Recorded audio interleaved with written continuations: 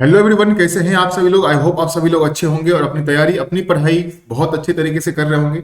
मैं सोनू कुमार आप सभी का आज के इस क्विक रिवीजन सीरीज में बहुत बहुत स्वागत करता हूं। तो आज के इस सेशन में जो हम डिस्कस करने वाले हैं वो है स्क्वायर बेस्ड अरेंजमेंट, राइट। आप सभी को पता है कि जो पजल और सिटिंग अरेंजमेंट के पोर्शंस हैं वो आपके एग्जामिनेशन पॉइंट ऑफ व्यू से कितने इंपॉर्टेंट होते हैं।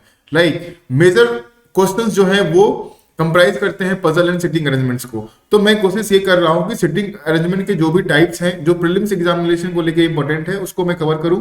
तो आज इसी को ध्यान में रखते हुए आज जो हम डिस्कस करने वाले हैं वो है स्क्वायर बेस्ड अरेंजमेंट, ठीक है। तो उससे पहले हम क्वेश्चन को सॉल्व करने से पहले हम कुछ बेसिक चीजें जान लेते हैं, समझ लेते हैं, राइट, ताकि हमें क्वेश्चन को सॉल्व करने में आसानी हो। चलिए सबसे पहले हम बात कर लेते हैं स्क्वायर बेस्ड अरेंजमेंट की, ठीक है।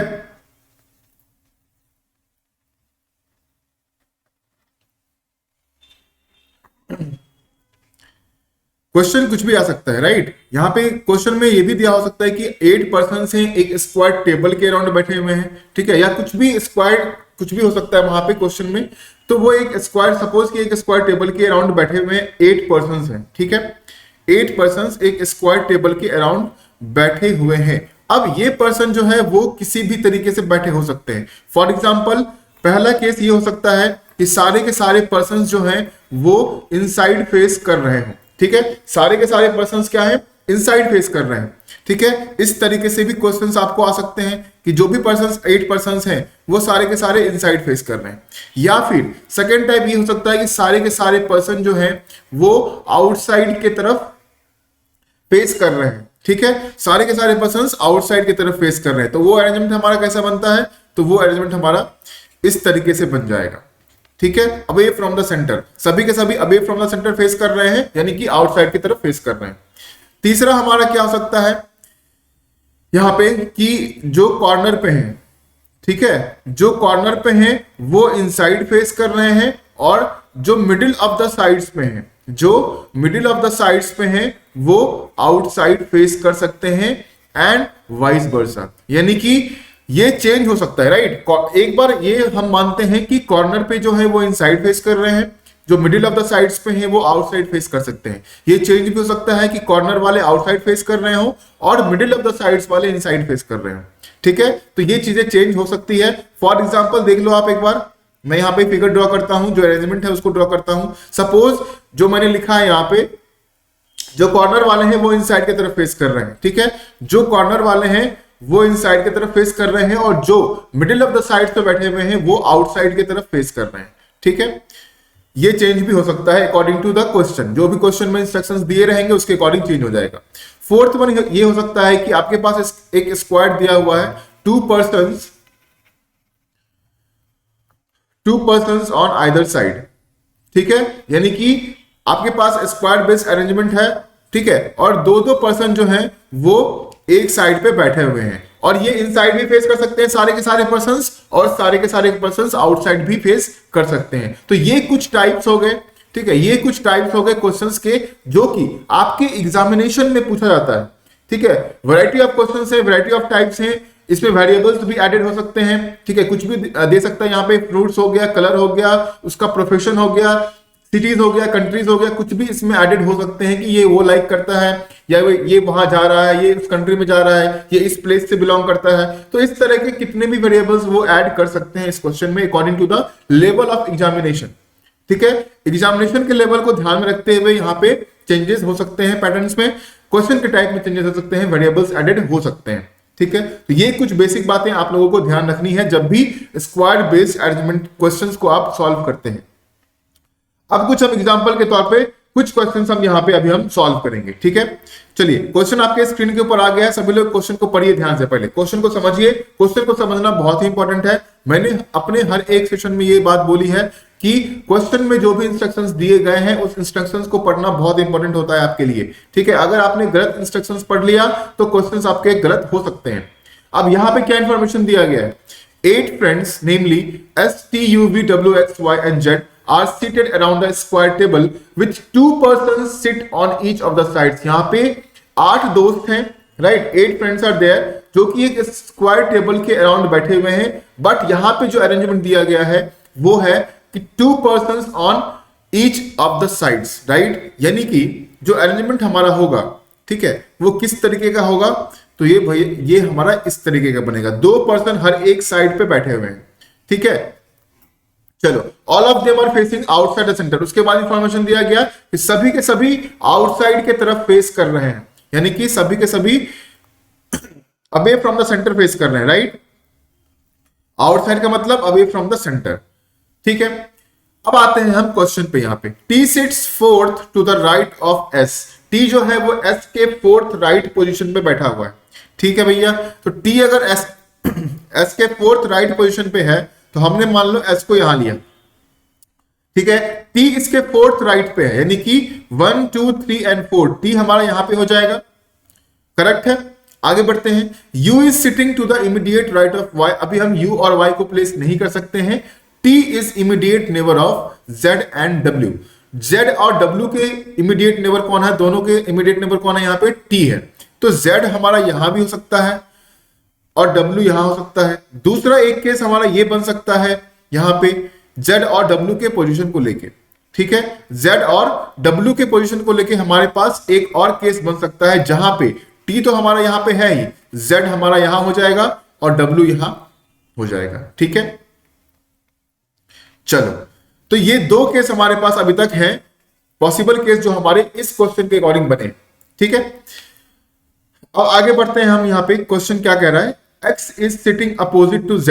X जो है वो Z के अपोजिट बैठा हुआ है, ठीक है। यहां पे Z के अपोजिट ऑलरेडी S बैठा हुआ है, तो केस नंबर 2 यहीं पे एलिमिनेट हो जाता है। केस नंबर 2 यहीं पे एलिमिनेट हो जाएगा। X is sitting opposite to Z and to the left of V, और V के लेफ्ट में भी बैठा हुआ है, ठीक है भैया। इतना तक तो मेरा सॉल्व हो गया, बिल्कुल सही सही। आगे क्या दिया हुआ है, U is sitting to the immediate right of Y, यानी कि Y यहां होगा और U यहां पे हो जाएगा। तो ये जो है हमारा फाइनल अरेंजमेंट इस क्वेश्चन का बनता है, ठीक है। सभी लोग ध्यान से समझिएगा इस चीज को। जैसे जैसे क्वेश्चन को सॉल्व किया गया है, स्टेप बाय स्टेप जो भी स्टेटमेंट हमारे पास दिए गए हैं उसको ध्यान में रखते हुए, उसको पढ़ते हुए आपको पॉसिबल फिगर्स बनाने हैं और उसको फिर एलिमिनेट करके जो फाइनल फिगर हमारा आना होता है, राइट, उसको आपको फाइंड करना है, ठीक है। सॉरी। तो यहां पे हमारा फाइनल फिगर आ चुका है। यहां पे क्वेश्चन भी दिया गया है, ठीक है। क्वेश्चन क्या है, who sits fourth to the right of Y। Y के फोर्थ राइट पोजीशन पे यहां पे कौन है, तो Y के फोर्थ राइट पोजीशन पे यहां पे भैया कौन आ रहे हैं हमारे, तो वो आ रहे हैं हमारे 1 2 3 एंड 4 W, ठीक है। इसका आंसर क्या होगा, W। W जो है वो Y के फोर्थ राइट पोजीशन पे है, ठीक है। तो इस सवाल का सही जवाब हो गया W। आगे बढ़ते हैं, अगले सवाल पे आते हैं। अब इस सवाल में क्या इंस्ट्रक्शंस दिया गया है वो हम पढ़ेंगे। सबसे पहले, देयर आर 8 फ्रेंड्स, 8 दोस्त हैं, DEFGHIJNK sitting around a square table but not necessarily in the same order. ये जरूरी नहीं है कि जो जिस ऑर्डर में यहां पे लिखा गया है उसी ऑर्डर में वो अरेंज भी हो। They are sitting in a way that person who seated at corner, जो पर्सन कॉर्नर पे बैठे हुए हैं, they are facing outside the centre and the person who seated at the middle of the sides facing inside from the centre. यानी कि जो person corner पे हैं वो आउटसाइड की तरफ फेस कर रहे हैं और जो person middle of the sides पे हैं वो इनसाइड की तरफ फेस कर रहे हैं, ठीक है। तो यहां पे हम अभी एक फिगर हम ड्रॉ कर लेते हैं, उसके बाद जो भी पॉसिबल फिगर हमारे पास बनेगा according to the given statements हम वो ड्रॉ करते रहेंगे, राइट। अब कॉर्नर वाले क्या है, आउटसाइड हैं, ठीक है। कॉर्नर वाले आउटसाइड हैं और मिडिल ऑफ द साइड्स वाले इनसाइड है। चलो ठीक है। अब आते हैं हम आगे स्टेटमेंट पे। H sits third to the right of I। H जो है वो I के थर्ड राइट पोजीशन पे है। तो एक बार हमने I को मिडिल ऑफ द साइड्स पे ले लिया, ठीक है, और एक बार हमने I को कॉर्नर पे ले लेंगे, राइट। एक बार कॉर्नर पे ले लेंगे। 2 पॉसिबल केस तो बनेंगे हमारे इस स्टेटमेंट से, राइट, क्योंकि यहां पे हमारे पास ये फिक्स नहीं है कि जो I है वो कॉर्नर पे है या मिडिल ऑफ द साइड्स पे है। तो एक बार हमने I को यहां पे ले लिया। 2 केस बन गए हमारे पास, राइट। ये सेकंड केस है, ये फर्स्ट केस है। और H जो है वो third to the right of I है, यानी कि H मेरा यहां पे हो जाएगा और इस वाले केस में H हमारा यहां पे हो जाएगा।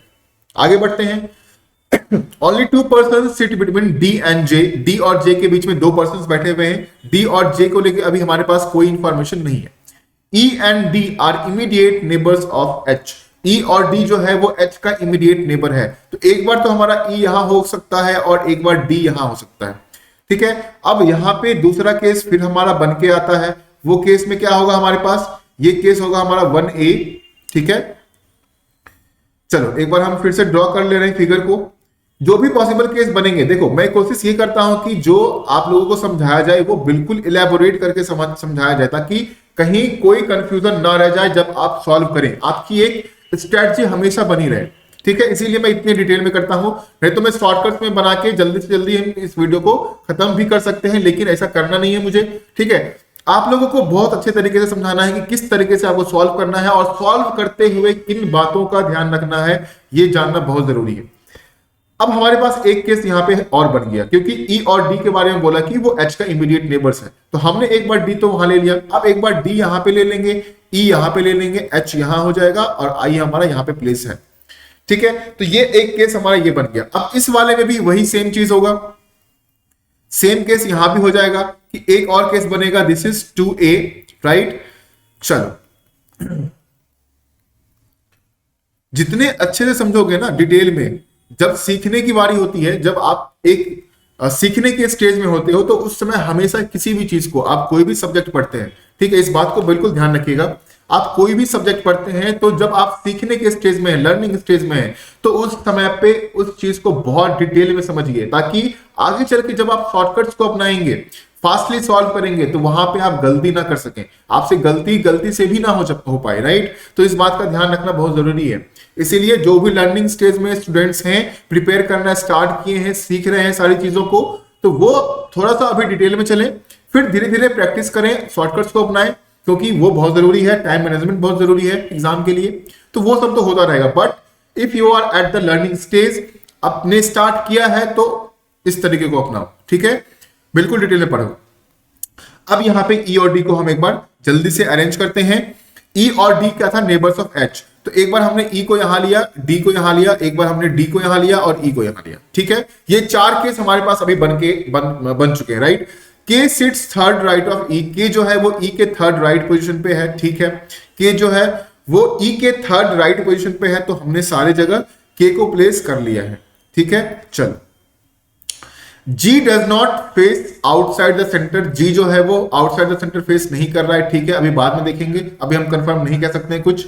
F is not the immediate neighbour of I, F जो है वो I का इमीडिएट नेबर नहीं है, तो F हमारा यहां भी हो सकता है, F हमारा यहां भी हो सकता है, ठीक है। इस वाले केस में F फिक्स यहीं पे हो जाएगा, इस वाले केस में भी F हमारा यहीं पे फिक्स हो जाएगा, और केस नंबर 2 में F जो है वो यहां भी हो सकता है और F यहां भी हो सकता है, ठीक है। चलो आगे बढ़ते हैं।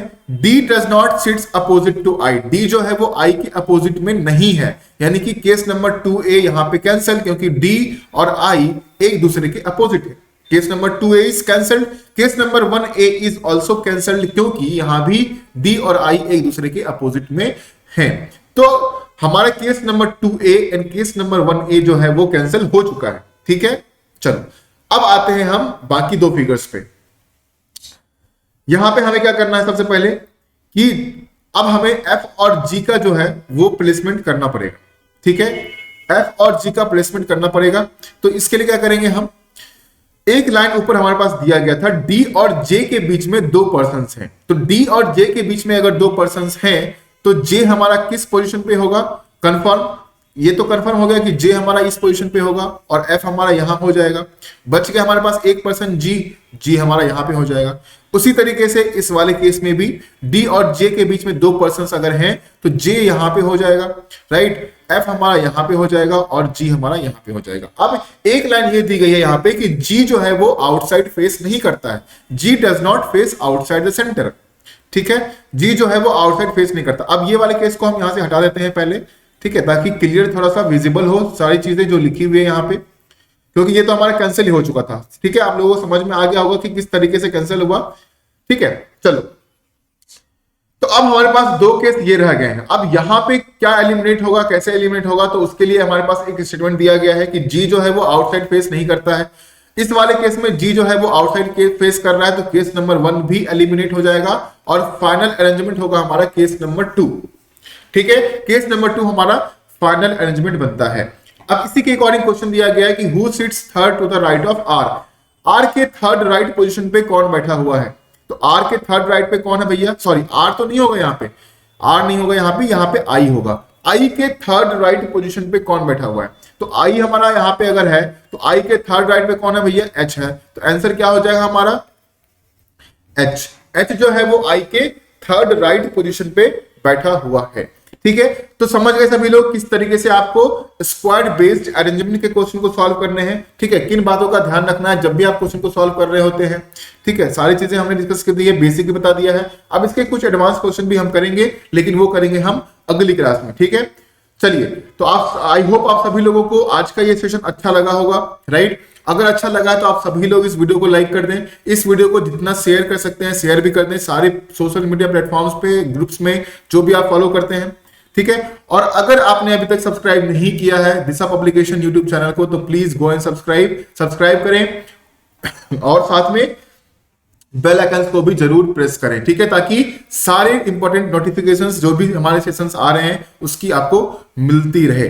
चलो, so thank you all once again, have a good day, take care, stay healthy, stay safe.